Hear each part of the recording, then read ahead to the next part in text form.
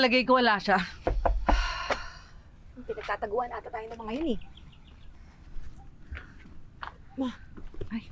Miss, pwede magtanong, kilala niyo ba yung nakatira dito? Yes po. Neighbors po kami sa tapat lang Si po. Glenn? Ay, kaso po si Glenn, nakita ko siya nung isang araw. Nagmamadali ho, may buhat-buhat na isang bata. Baka ngayong apo ko yun. Nasa Maynila na pala sila eh. Hindi na naman nagsasabi sa atin, Ma. Si Glenn lang ba ang nakita mo? Wala siyang ibang kasamang babae?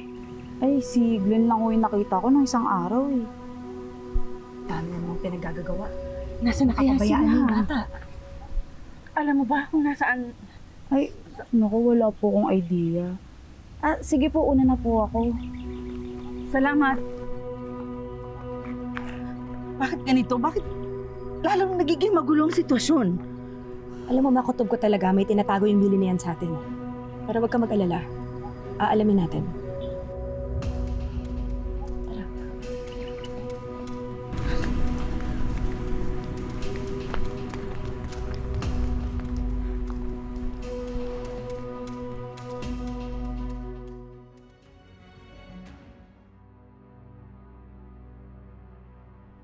Oh, ayun yung magaling na kaibigan.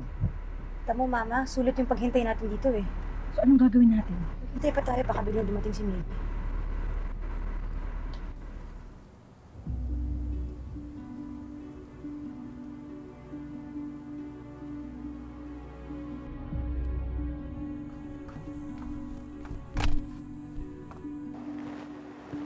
Hello, Glenn. Oh, hello, Millie. Ayan, dala ko na yung mga gamit na naiwan nyo dito. Tsaka yung iilang damit din na naitabi mo para kay Anton. My gosh, magagamit na niya since he's back. Glenn, bakit ganun, no? Nakabalik na si Anton, pero parang ang dami pa rin namin problemang hinaharap. Parang may kulang. Hindi pa rin buo. Millie, kakayanin natin yan. Nakaya nga natin to lahat eh. Go lang. Sana. O sige, Gogora Bells na ako, dadaan pa ako sa grocery, oh. Ha? I'll see you later. Sige. Siguro si Millie pupuntahan nun.